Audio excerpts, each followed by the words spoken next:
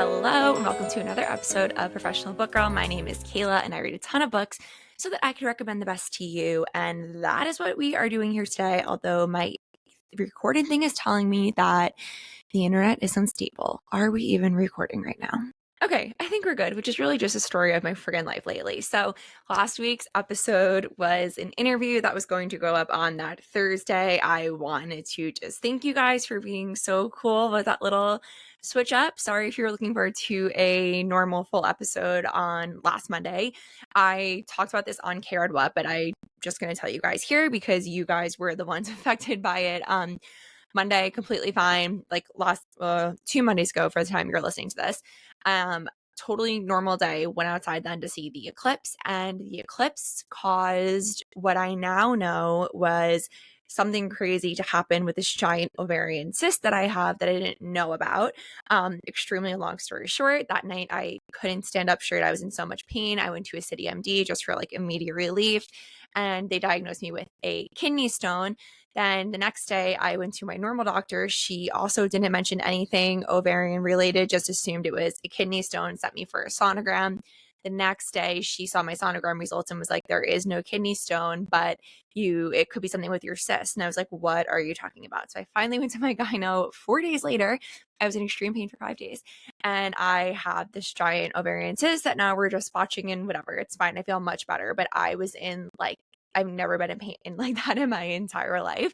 My mom had to come into the city because I was scared and I didn't know what to do. And I was like, if I have to go to the hospital, I didn't want to be alone. Then I went home with her, and I was home with her all of last week. So I couldn't record.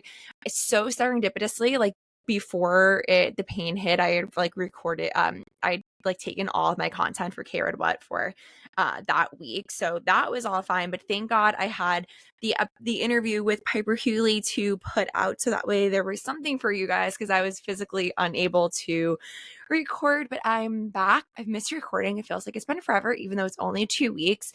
Quickly, before we begin, book club is on May 2nd. Our April book club pick is Right on Cue by Falon Ballard. If you want to be included in the episode, send your thoughts to me by April 30th. And I'm going to tell you guys the surprise now as a treat for not being here last week. I am interviewing Falon Ballard. So this will be a very special book club episode because I will have the author with me. It'll be half interview, half talking through the book. So it will be full of spoilers. So if you have read Right on Cue already and there's any specific questions about it that you want to submit to Falon and I will ask her, get those to me immediately because the interview is happening very soon for the time that you are listening. But I'm very excited. She is one of my favorite romance authors, and I've loved all of her books. I haven't read Right on Cue yet, but I know I'm gonna love it. She's also like a huge Disney person, which so am I. So she's like a very fun follow on Instagram, and I can't wait to chat with her. It's gonna be so much fun. So the theme of this week's episode is something I told you guys I was going to do, because every time I put up a prompt for listener requests and even just mood reads, I always get asked for New York books, aka books that take place here that feel very New York.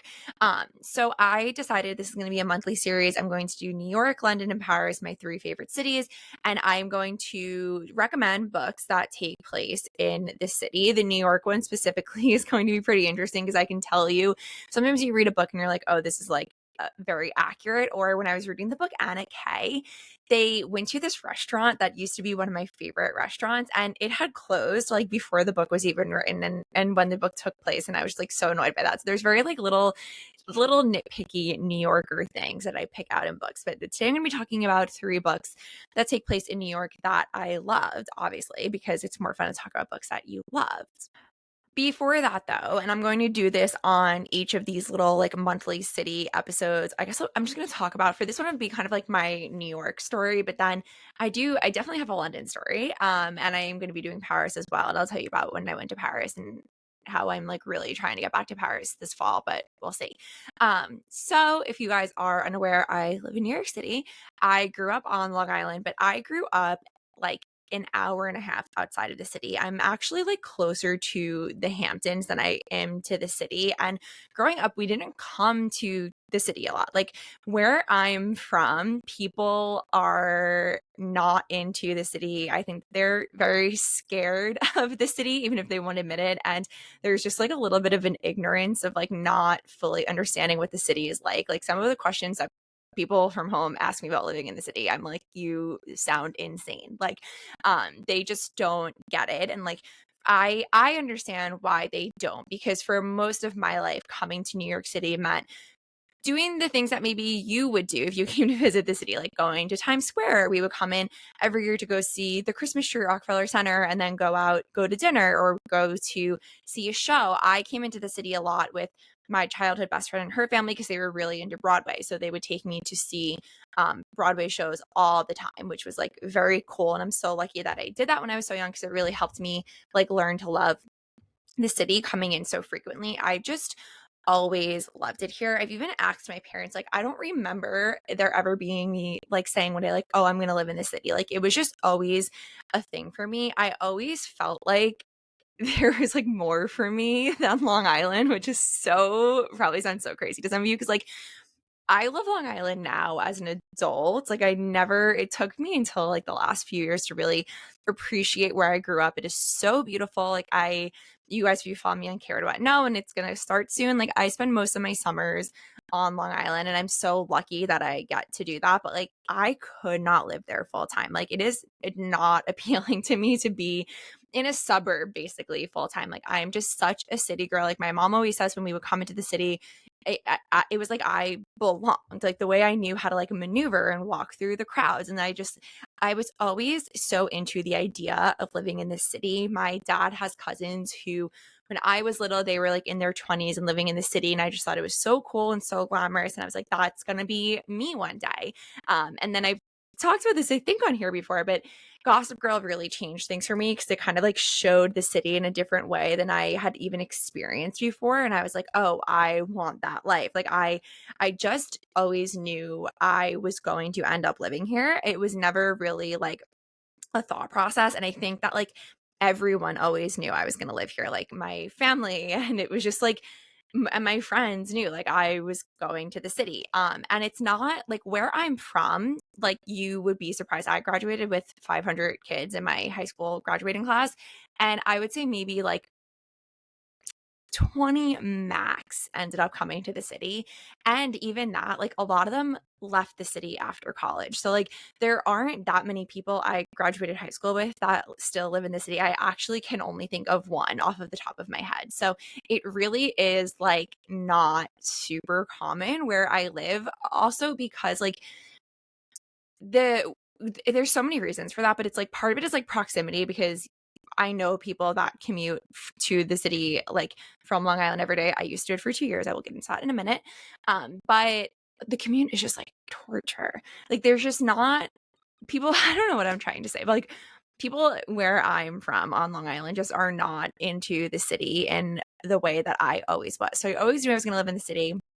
I ended up moving here first for college. I went to FIT. I lived in the dorms, which was it's Midtown. It's now where Hudson Yards are. So like it's a very different part of the city. But really when I moved to college is when I got to like start experiencing the city in a different way. Like it's so funny. When I was first in college, we would like go to Times Square while we were drunk and like think that was so cool. And then now it's like I would literally never I don't drink, but I would never I would never go to Times Square unless I'm going to see a show. Like it's just I just live like such a different life than that. But I remember like where I live now, I live downtown. And I remember when I was in college on the weekends, I would just like take the subway over and just like explore the neighborhood that I now live in. And I was like, oh, this is so cool. Like it just feels so New York. There are these moments when you live here that you get like I still get them.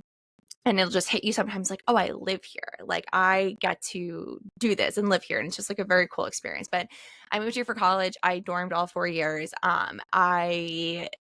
It's interesting going to college in the city. It's a very different life than going to any other type of college. You grow up really fast, especially at my school was super competitive. Everyone was working and interning while they were still in school. So you really are like an adult while you're still in college. And then it was interesting because like my college bars are the most popular bars in the East Village. And then post grad, people would want to go out in the city. And I'd be like, I'm sick of this place. Like I lived here in college. Like it's just like a different experience. But then after school, I moved home for 2 years. This is when I made Kayla What. I still lived on Long Island when I made Kayla What, and I started reading so much because I had a 2-hour commute each day, each day. It was insane. And then when I was 25, I moved back to the city in the apartment that I live in now. And it's so interesting. Maybe like COVID played a role in this, but I used to always say this, and maybe I said it because like committing to living somewhere the rest of your life is kind of crazy. But I used to always be like, I want a house one day and like I want to live in the suburbs and like eventually do that life. But now, and like the older I get, I'm like, I do not want to leave the city. Like I'm so lucky, and I'm aware that I'm lucky because making friends with people not from the tri-state area made me realize this, but like the fact that I was super sick the other night and my mom could drive in, and like once summer hits, I'm going to be on Long Island every weekend. Like I'm so lucky. I really do get the best of both worlds. But at the same time, like for me to go home to my mom's house, it's 2 hours door to door. Like it's not impossible. It's easy. Like I just sit on the train, but like it's not like just going down the street, but I am lucky that I have somewhere so close where like my family is, and like I really feel like I get the best of both worlds. I was saying something else, and then but now I'm like I like it's New York or nowhere for me except for moving to London. I'm still trying to figure out how I could do that. But yeah, I I don't know. I feel like I'm just like meant to live here. Like you just like walk down the street and there's always something to do or see, and you never know who you're going to run into. Like I've seen so many celebrities. Like I've met so many celebrities because I live here. So obviously I can never leave. But yeah, that's my New York origin story, my New York story. Let's get into these New York books. So I tried to pick kind of like an array of different ones. We obviously have historical fiction. I tried to pick one contemporary. And then instead of mood reads on this episode, I'm going to just run through a list of other books that I think are like a great representation of New York. Our first book is The Social Graces by Renee Rosen. You can't do a New York episode and not talk about the Gilded Age. So this is a historical fiction about Caroline Astor and Alva Vanderbilt. If you are not familiar with the two, I'm going to tell you about them right now. But if you watch the show The Gilded Age, Caroline Astor is a character in that book, and then Bertha is supposed to be Alva Vanderbilt. So back in the Gilded Age, the Astors were old money. Alva was a Vanderbilt who was new money, and Caroline Astor ruled New York and ruled society. She came up with the 400, which was like the 400 socially acceptable families that would be invited to everything. And then when the Vanderbilts started coming up, Alva was trying to make her splash and make her dent on New York society. And she got into this like insane rivalry with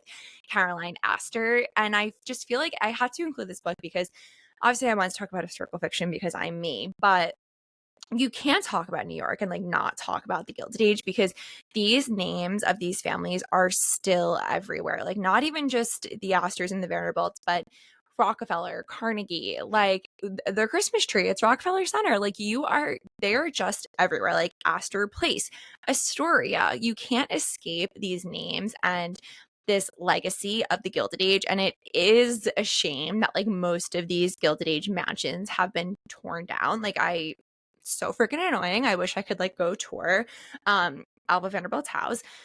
But you do still see like Gilded Age architecture everywhere. I live downtown, which is where they started off living, and then they slowly moved their way up near Central Park. And like in Astor Place, there's the Cooper Union, which is a beautiful old building. And whenever I walk by, like it has like these kind of like old timey lamps outside, and I always just feel like I'm in the Gilded Age. Like that's the thing about New York, which is what I love also about London and Paris. Although in London and Paris, you get like those cities are older than New York, so it's a bit older. But walking around New York, there is just history on every single corner, and that's something that I just really love. And I obviously prefer the architecture of the old buildings versus these like giant glass behemoths that they build now.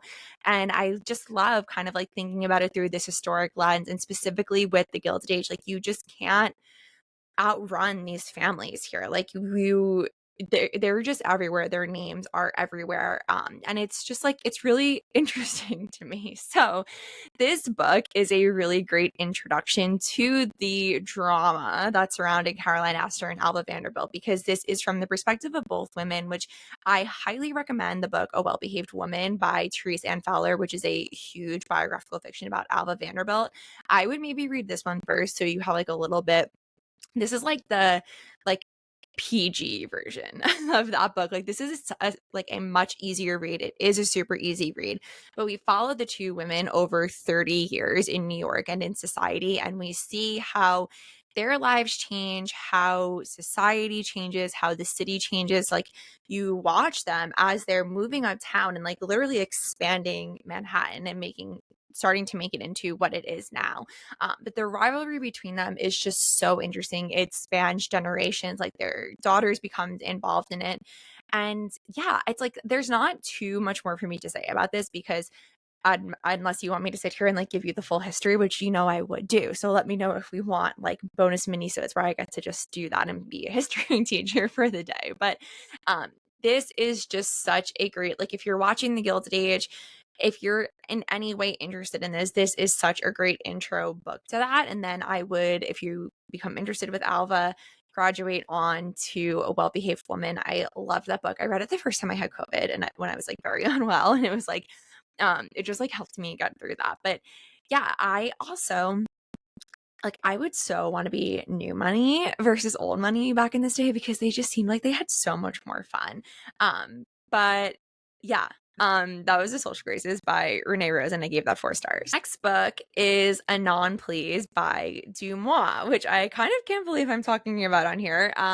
I read this when it came out and I was obsessed with it, but I also was like super obsessed with Deux Moi at the time of this book coming out. I discovered the Deux Moi Instagram account. If you don't know what it is, I'm sure everybody listening does though. It's this Instagram account where this anonymous person posts like celebrity sightings. People submit information about celebrities. She'll post celebrity blind items, and it is just like everything I love about celebrity. Like I've been into blind items for a while, which if you don't know what a blind item is, it's like a piece of gossip, but blind. So it'd be like, this A+ list actor was seen with this A-list singer. So you have to kind of like put context clues together to try to figure out who it's about. But the sightings are what always really got me, because living in a city like New York, like I get so annoyed actually every Sunday when I do watch the Sunday Spotted on Deux Moi, because people will be around the corner from my apartment. And I'm like, oh my God, if I was just like on the street at the same time. Like recently, Sophie Turner was like walking down my block and I was like, oh, are you kidding me? Like I could have run into Sophie Turner, Queen of the North. But I discovered Deux Moi in the very, very early days of the account, like right when COVID had started. And I was just immediately hooked right away. And I'm not as into it now. I used to listen to the podcast. I don't really anymore. I know that it's not a reliable source. I know that there's a lot of controversy about the account. But to me, like what I'm interested in are the Sunday spottings and people sharing their firsthand experience with celebrities, because like living in a city like New York, I have had so many celebrity run-ins. I think I've talked about this on another episode, but my dad used to be a chef out in the Hamptons, and growing up, he would come home every weekend and just tell me about all of these celebrity encounters he had just had. And that is what really how you get I'm obsessed with pop culture and celebrity, and you really get to know what a person is really like through these firsthand encounters like that. So that's why I'm interested in the account. I don't take full stock. Like when she's talking, I know there's the whole drama with Taylor and Tree Payne calling her out, but like I don't, when she's like reporting on things, like I don't believe all of it, but I like seeing, oh, this person was here this day, or someone submitting in their own firsthand story with the celebrity. So this book, though, is a fictionalized version of like the history of the Deux Moi account for like the first few years. If you don't follow the account, I still think it's a really fun and interesting read, because the actual story of the account is like fun and kind of crazy. So the main character in this book, her name is Cricket, which like, sorry if that's Deux Moi's real name, but like, why was her name Cricket? I couldn't with that. But we meet her as she is working in fashion and she really hates her job. And this was a part of New York that I think was portrayed correctly. I used to work in fashion and it has a reputation for a reason. And Cricut's experience in fashion was not the best. And I could like think of prominent people who reminded me of her boss in this book, and kind of like the things that she had to do for work just seemed very realistic. Her office was in Soho, and I spent a lot of time in Soho. It's one of my favorite neighborhoods, and I could like picture like everything happening, and it just seemed very true to life and like a very specific type of New York life and career. So one night she is drunk and she posts kind of like a question box on her Instagram story, and she had a fashion blog, and so which had like 10,000 followers, and she posted on there and people started submitting their encounters with celebrities and she would just reshare them, which that's what I was trying to get at before. Like that's my favorite part of the account. And eventually it blew up, and then people would start submitting tips to her and XYZ, and it turned into Deux Moi as we know now. So in the book, though, we're really following Cricut and like understanding what it's like to run this account, which is very interesting to me. Like it has to be a little bit scary.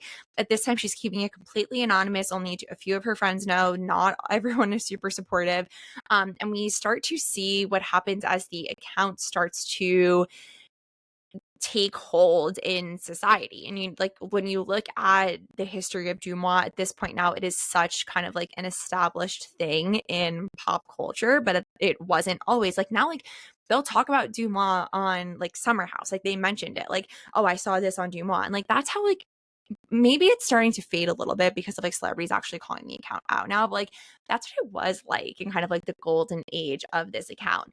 But it was fun too, because there are some of these like crazy running stories on the account that made their way into the book. So one of them was that someone submitted that like this famous bakery in LA was actually using like boxed cake mix, and that's a plot point in the book, and it was just really fun, and it's really cool. You get to see kind of like how this account came to be, how it changed the Cricut's life. The character in this book, she meets a guy who tries to buy the page from her. It was all just like very interesting. There were like actual real like blind items in the book, actual real spottings in the book that I like remembered seeing on the account.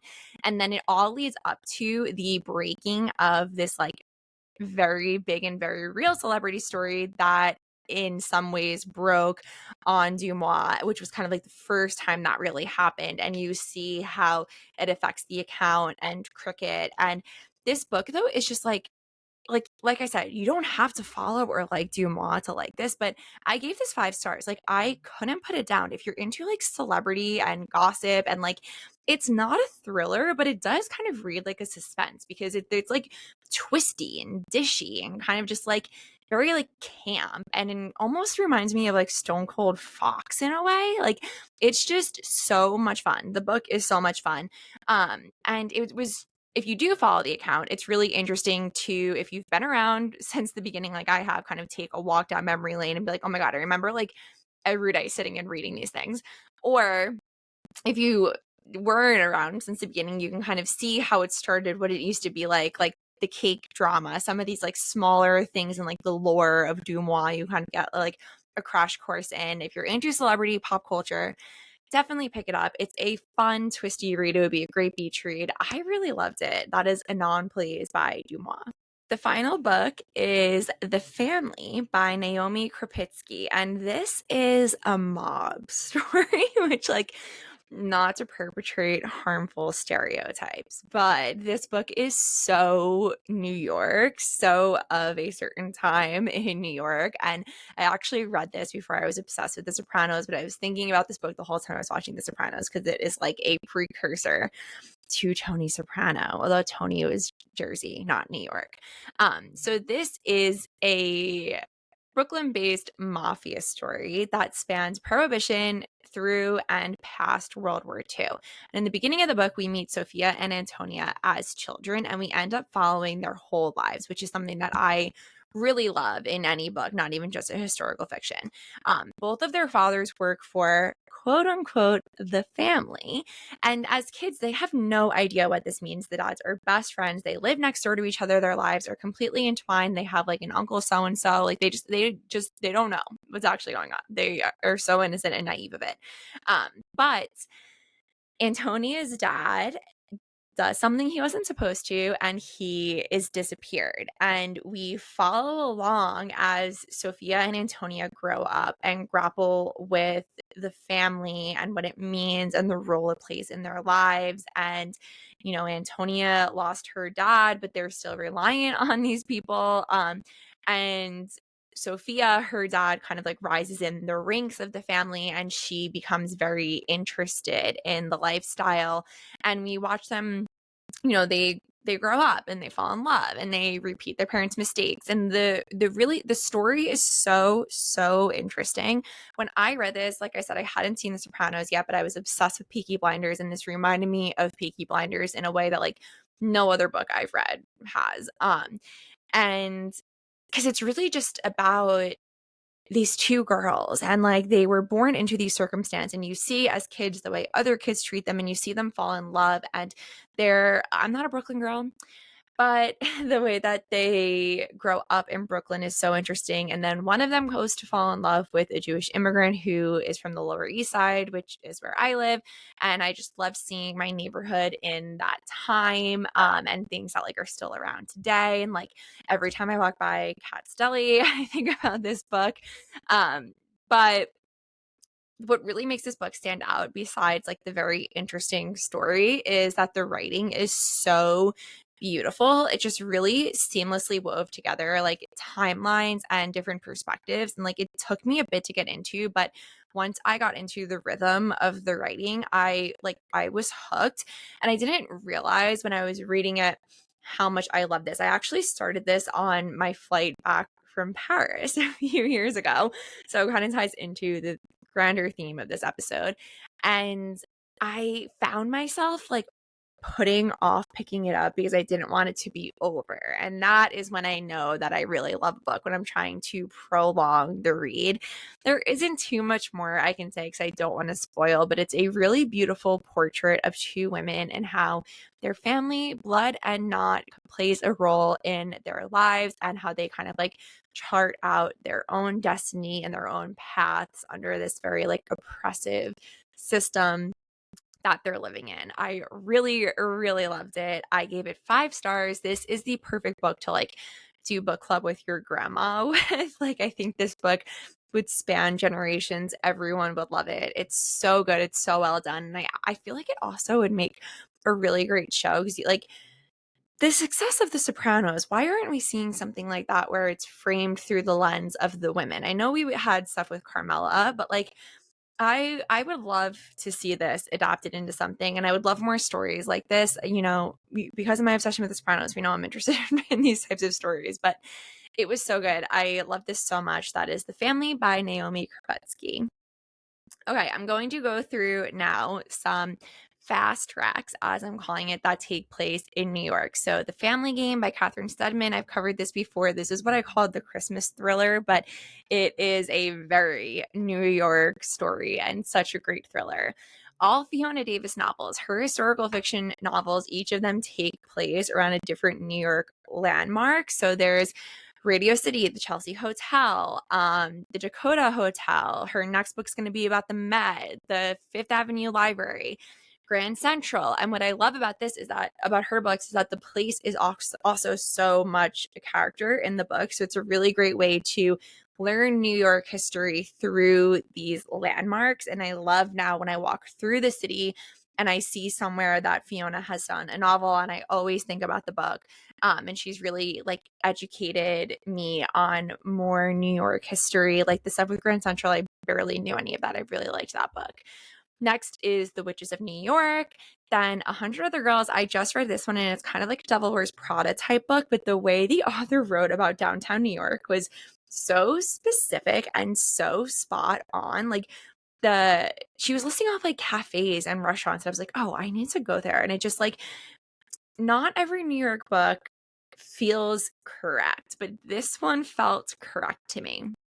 Next is Lock Every Door, which is a Riley Sager thriller. Actually, well, no.